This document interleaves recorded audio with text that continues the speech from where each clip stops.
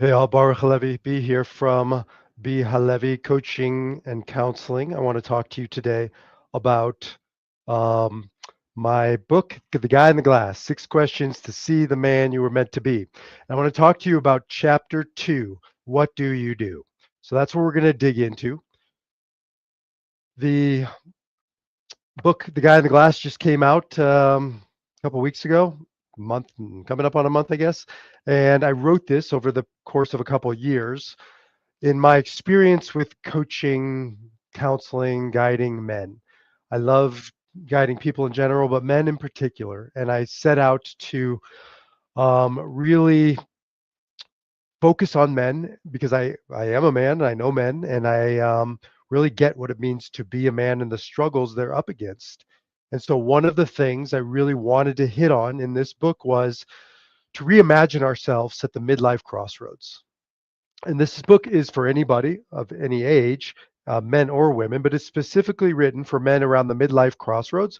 I put the protagonist in the book around 40 years old, and he is at a midlife crossroads like the rest of us. Sometimes it's 40, 50, even 60.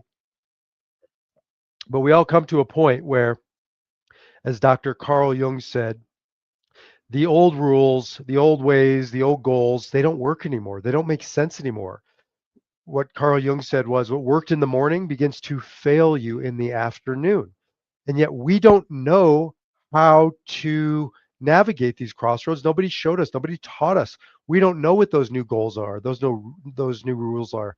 So we do what we know and we continue down the well-worn path. The problem becomes that what got you here won't get you there, right? The old rules, such as I am more if I do more, begins to break down in the second half of life because you simply can't do as much. It's not humanly possible. And so you got to work smarter, not harder. You have to have new goals. It can't just be I am what I do, I am what I accumulate, I am what I create, I am what I contribute, because those things will be diminishing. And if that's the case, then we're diminishing. But I don't believe that to be the case. I believe that we can rise in power and agency and authority in the second half of life if we have a new way to navigate, new roadmap, new directions forward. And that's what this is about. So the guy in the glass is about coming to the midlife crossroads and deciding I'm going to be a different way. I'm going to think a different way. I'm going to live a different way. And that's the guy in the glass. It's based around 6 questions to see the man you were meant to be. These 6 questions are simple questions. They're not easy to answer, but they're simple. And they're simple because you've been asked them every day of your life, at least some of them. You have been asked this at cocktail parties. You've been asked these in barbecues. The first day of school. The first one is, "What's your name?" Right? I did a live stream on this last week. What's your name? And it's not easy to answer. We think we know our name, but a name isn't just the name you put on your sticker on your name tag. Names are parts of our identity, the parts of who we are. And so, who I am is a opportunity, or what's my name is an opportunity to dig into who I am. And so, what's your name? Chapter 1. Chapter 2, which is what we're talking about tonight, is what do you do? This is a fascinating one. You know, I've noticed that men tend to go to this right away. Women, I don't think, get there quite as quickly. So, hi, I'm Joe. What's your name? Oh, I'm John. The next question usually is, what do you do? And women don't, I think, get there that quickly with other women. I think they have a more dynamic approach to their personalities, for their identities than men, especially middle-aged men. But the bottom line is, what do you do is a loaded question, because I've done this thousands of times with men. Men, if you're out there, you know what the next question is. What's the next, or what's the response for what do you do? It is, I'm my job. This is how I make money. Inevitably, try this out on people. Right? What do you do? And notice everybody, at least men, almost always answer with how they make money. But I didn't ask you what you do for a living, right? That would be a different question. I say, what do you do? Why would I tell you I'm a coach? I'm a therapist. Why wouldn't I say I'm a husband? I'm a father. I'm a brother. I'm a son. I'm an artist. I'm a writer. I'm a jogger. I'm a yogi. Those are parts of what I do too. But we don't think in those terms. And that's the challenge. As men, we have reduced our identity to how we make bank. And that's part of the challenge and opportunity at midlife. Sorry, lose my voice. Feel good, lose my voice. So the bottom line is at midlife, we men have an opportunity, and that is to really rethink the goals of our life and the rules of how we move through this life. And there's no better starting place than to think about, what do you do? I can't say it strongly enough. You know, men get to the retirement age. As an aside, retirement is a terrible word and concept. We need to get it out of our vocabulary. I am not saying you should have to work and make money your entire life. What I am saying is, retire, the word has tired in it. The word has withdraw in it. That's what it means, to withdraw. So you're going to withdraw now from life? No, you're just not going to charge money. Maybe you do the same thing, but you're not going to charge money. Or maybe you pursue another avocation. That's a better word, vocation, right? What's the word vocation? Vocation comes from the Latin vocare, which means voice. It's how I give voice. Well, you can have an avocation, which means you don't get paid for it, but you're still sharing your voice with the world. So we got to get rid of this question, what do you do? Or certainly we got to get rid of the answer, I am a lawyer, I'm a doctor, I'm a teacher, I'm a garbage man. I didn't ask what you do for a living. And what happens is with men is, I've seen it 1,000 times. I've done so many funerals for men who on their upward trajectory of their life, and then what happens? They retire, and then it's a straight drop off into nothingness, off into the abyss, off into hell, because their entire world has just come undone because they've defined themselves by their profession. Retire to, not from. I'm going to retire to something. I still think, Philip, good point. I still think we can do better than the word retire. Philip's pointing on that, it's Viktor Frankl talks about freedom from and freedom towards. So it's the same thing, freedom, but am I free from something? Am I no longer obligated? And what he says is better to move towards something. And that's what the Holy Reb Philip is saying as well. We should move towards retirement. But I would say, no, I'd say we move towards our avocation, our voice, expressing it in the world, not charging money for it. Fine. That's transactional. And that's the beauty of that stage in life. If you've accumulated enough wealth to live on, then you don't have to be transactional. You get to be, as we say in Kabbalah, lishma. You get to do it for the love of doing it, which is a whole other level of consciousness and ascension. And so the point being is, we should never retire. Well, you will retire. You'll be dead in the ground. That's retirement. Up until then, you should still be working, creating, contributing on your terms, in your way, however you define it. That's the beauty of the second half of life, or that point in life when you don't have to charge money for it. It's good. I love the comments. So, but for men, it is a really tall order to get them to break this habit of thinking that they are what they do, and what they do is what they make money at. It's societal. It's also probably genetic. It's wiring. We can get into that. But the bottom line is, it's a hockey stick. You're up, you're up, you're up, and then it's just a steep decline. I buried so many men after they retired because they lost their purpose. They lost their why. If our why, if our purpose is bound up in our work, then we are going to run into a wall, because there will come a point when you can't do that work, or you're no longer relevant in that work. So then you say, well, who am I if I'm not what I do? And that becomes the question, an existential question. Many men have lost themselves over that question and not being able to answer it. And so what do you do? Right? It's a fascinating thing. Nobody ever says, "Oh, I do husbanding, I do wifing, I do loving, I whatever it is." Like, there's a million things you do during the day. Why aren't those what you do? They should be, because they're a part of you. It's your part of your identity.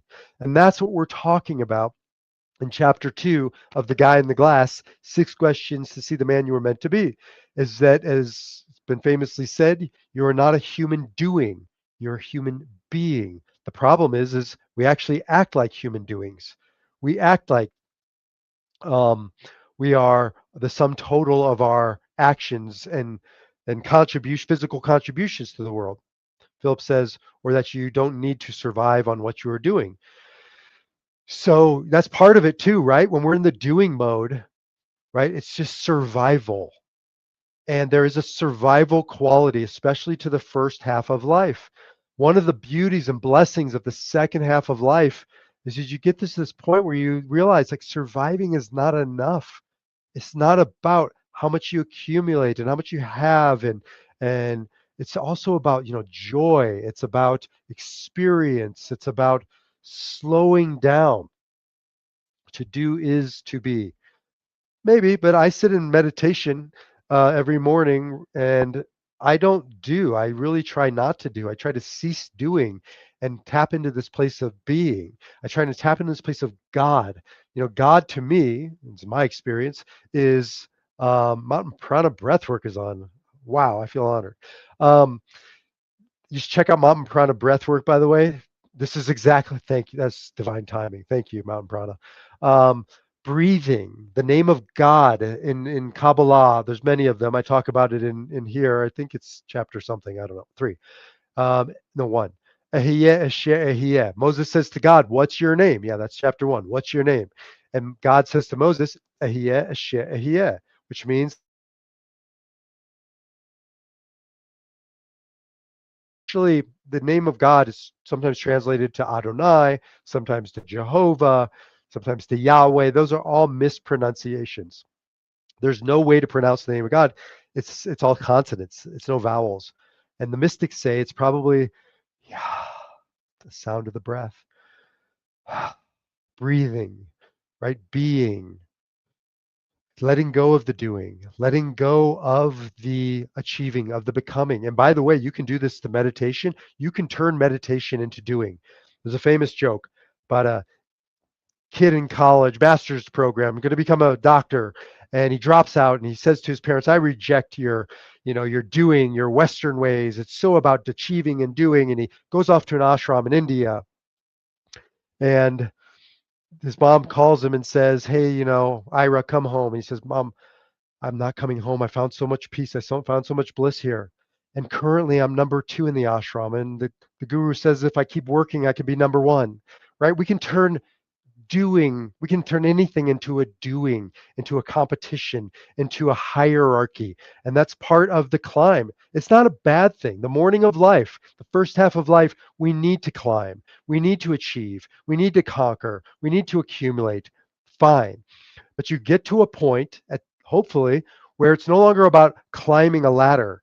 It's no longer about a line. It's about a circle, right? Lines are forward, they're progress. It's masculine, right? That's the masculine energy, the line, the phallus. The circle is feminine.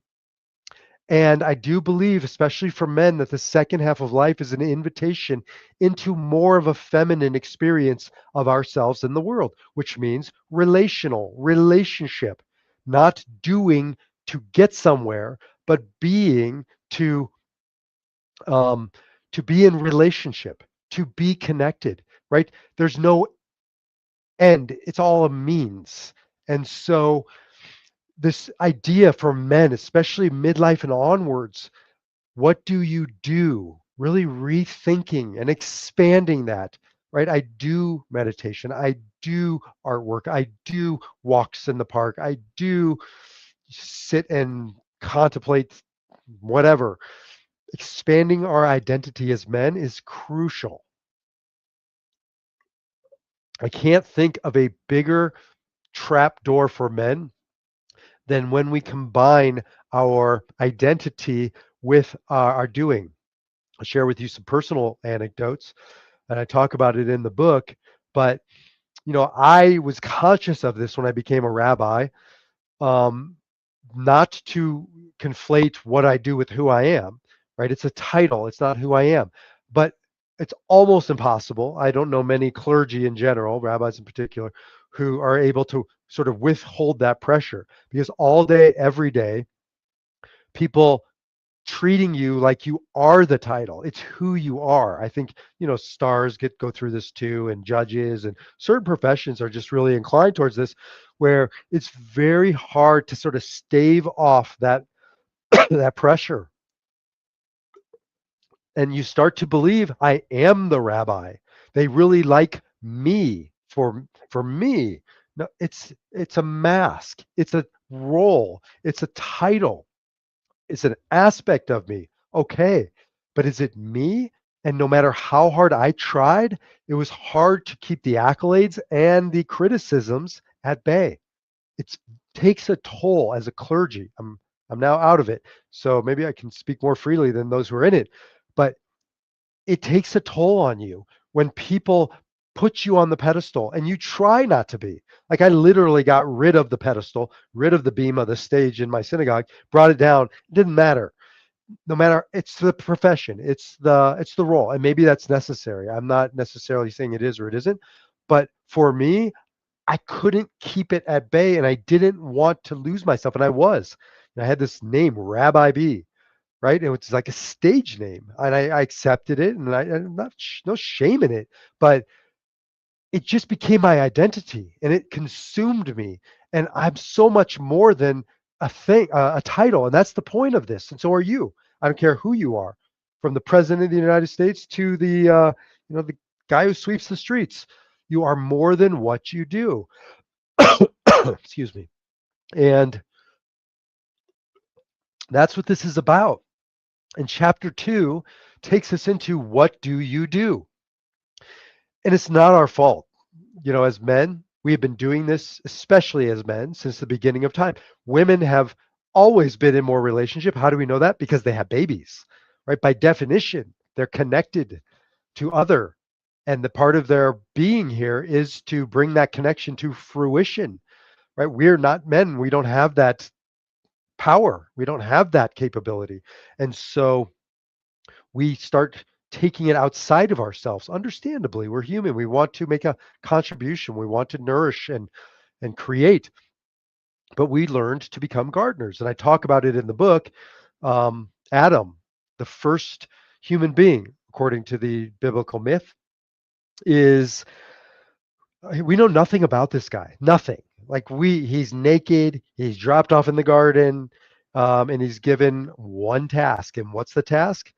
To work the garden and guard it. It says, Odav v'shomra, right? He's supposed to work and guard the garden. We don't know anything about this guy other than his job. It's amazing. All we know about this guy is he's another gardener, just like you and I. And he over-identifies with that role, to the point where when Eve comes onto the scene, and I just wish I didn't have to cough, I'm sorry. When Eve comes onto the scene, the question is what happens to the two of them? They were in love, they were one, and then it starts to fall apart. And one of the teachings is that because the snake was talking to Eve, the snake isn't a walking, talking snake. I mean, you can believe in that. I take plant medicine sometimes. I might believe on plant medicine, but I don't believe in walking, talking snakes. But I do believe in nachash. That's the Hebrew word for snake. That means doubt, guessing, doubt. What happens when doubt enters into a relationship? It starts to crumble. Well, why was there doubt? Because she was saying things to the snake that weren't said to her, because she only got her information from her husband, Adam, and he gave her bad information. And so ultimately, the entire relationship breaks down in the garden because he's out at work. He's a workaholic. He's not coming home. He's not communicating. He's not in relationship. How many men go through this? How many men go to work, spend crazy hours producing and achieving and climbing, and then eventually, sometime around midlife, they turn to their wife and their wife doesn't love them, or their partner doesn't love them anymore. It's just not turned out the way they thought it would. And how many men have I counseled who said, but I thought that's what she wanted? Of course, that's not what she wanted. Nobody wants wealth without connection and goods without relationship. And that's what this is about. This is about men defining themselves as more than just where they make money, how they pay the bills, how they contribute in a professional capacity. It's important. Don't get me wrong. Right? It's in the Bible for a reason because it's central to a man's identity, but it can't be exclusive. And that's the point. Do you know how many older men I have sat with who have no friends? I mean, they have colleagues, they have acquaintances, they have poker buddies, they have golfing buddies. I'm not talking about buddies. I'm talking about a friend you can talk to when the shit hits the fan, when you're going through what I call one of the dark D's: divorce, depression, disease, death. Those are the times when a friend, not acquaintance, and you can call them and you can talk and you can share. So few men, they rely on their wife's friends, their wife's husbands to be the social calendar. It's a muscle. It atrophies. It dies. And so many men get to the second half of life and they've neglected this aspect of their life because their whole world has been built around their business. And it's thin. And by the way, I don't care how deep the relationship runs, business is business. I found this out when I did retire from being a rabbi. I went from 2,000 friends to very few friends, right? They are, you work for them, they work for you. It's a professional relationship, and then it's not.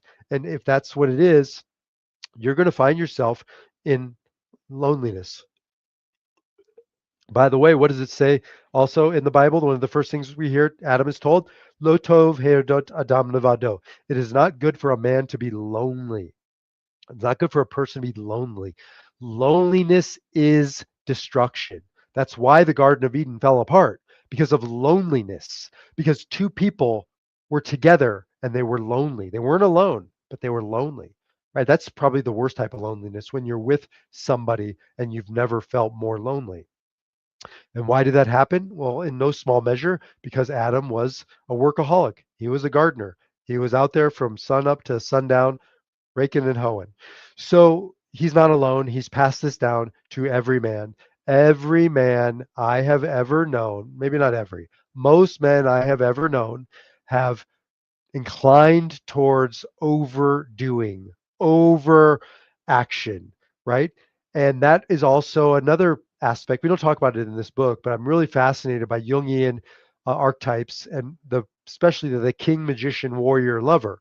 These are four different ways men move through the world, four energies. I teach this with the men I coach. Um, the king, sort of a sovereignty and really mastery, and you have the lover, which is relationship, of course. You have the magician, which is creation, and you have the warrior, which is, action.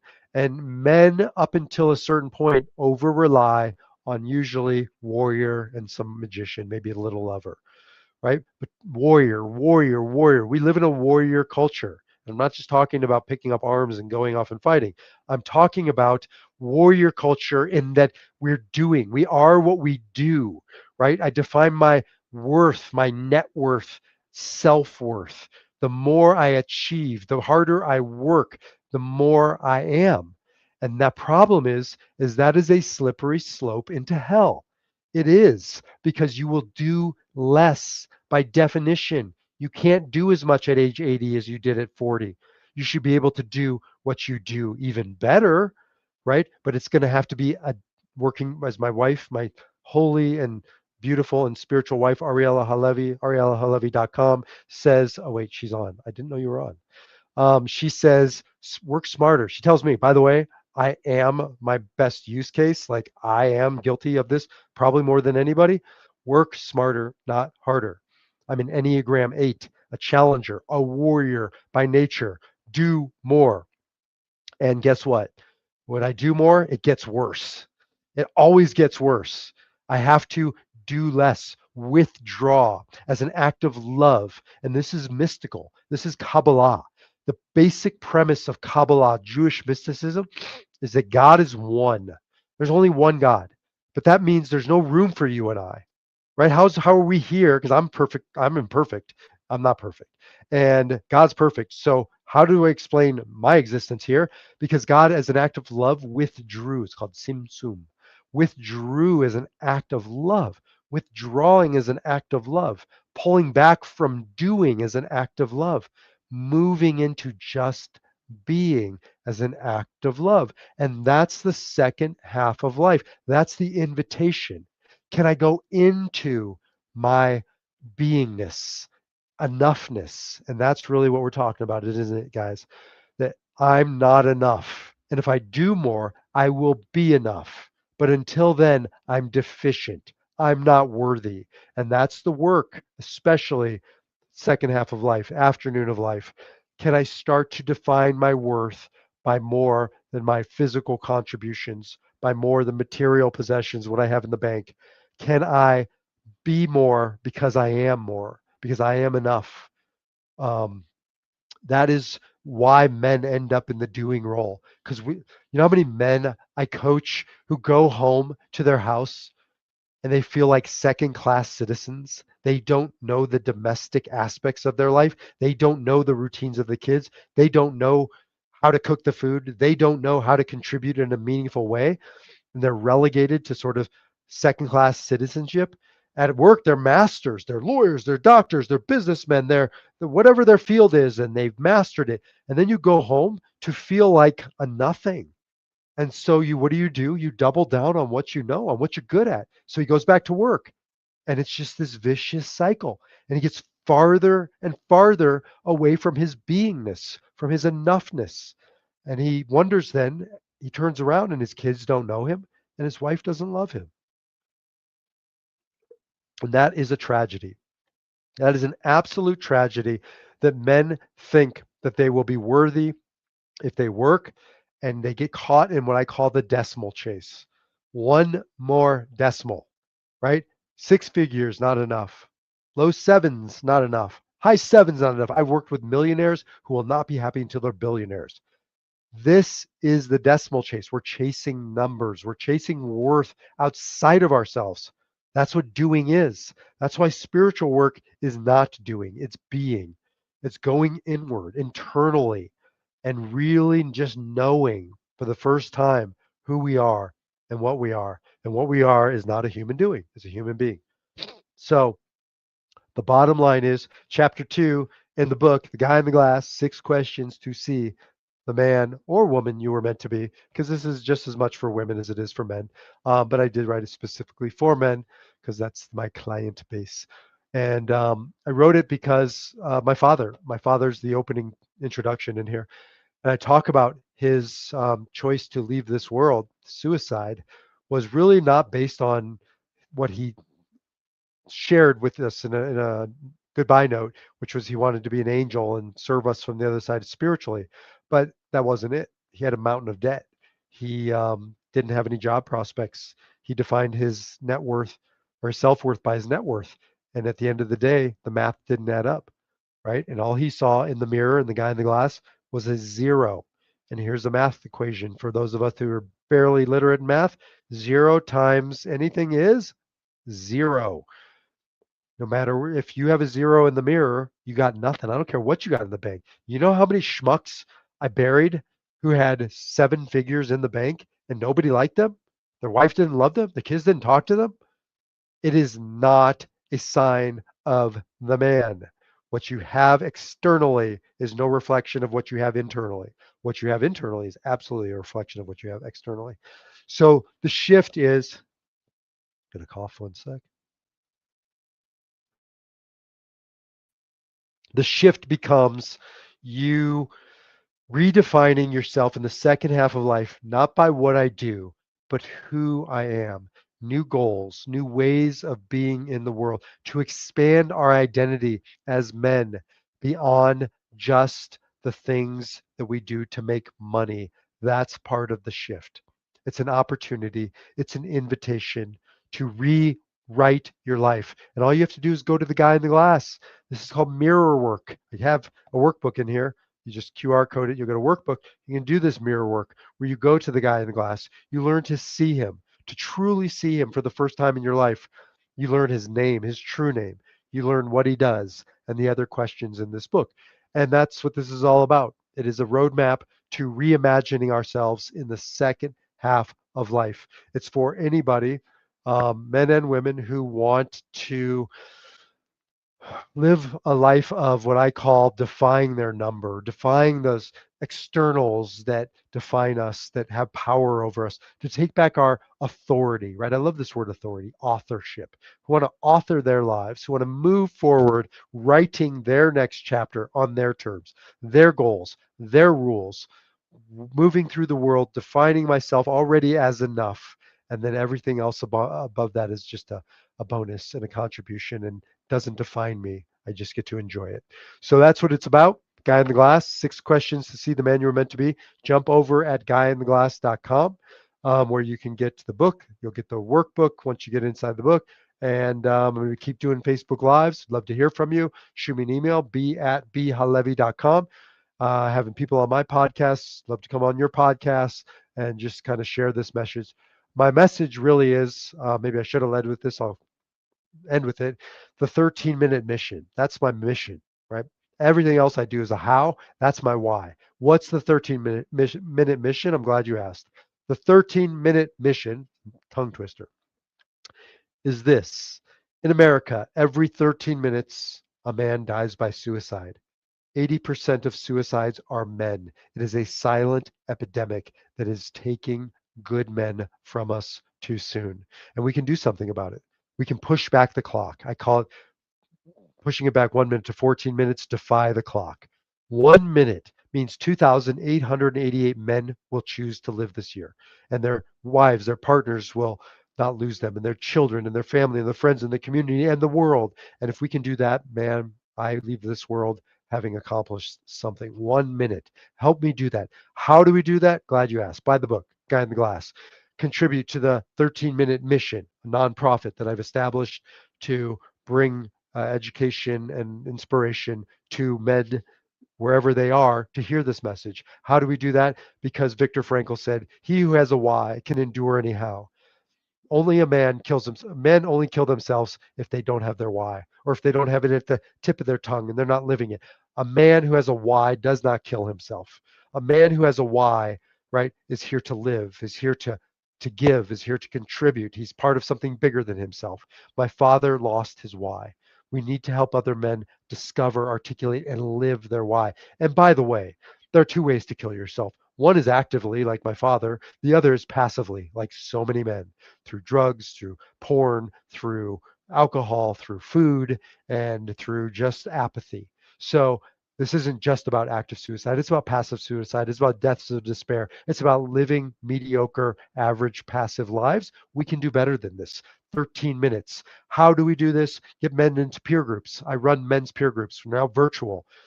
April 23rd, Thursday. I can't remember the time. Jump over to the men's peer group website. We're doing a virtual men's peer group, 2 hours. We're going to be running these more and more men's peer groups. There's no better way for a man to find his why than to be with other men who are discovering or have discovered their why. It says in the Proverbs, men sharpen men like iron sharpen iron. Men, you need men to help you. I don't care how loving your marriage is. I have the most loving wife and beautiful marriage in the world, and she'll tell you, I need men. I need my men to sharpen iron. And so doing this work in men's peer groups, one-on-one. I do this work one-on-one exclusively, men's coaching now, where we dig into what's your why, and then we express it in 1,000 different ways. Those are just some of the ways, but whatever we do, we've got to defy the clock. No more 13 minutes. Get with me, support me, find your way into this, and let's defy the clock together. I'll see you in the next video. The Guy in the Glass, 6 questions to see the man you were meant to be.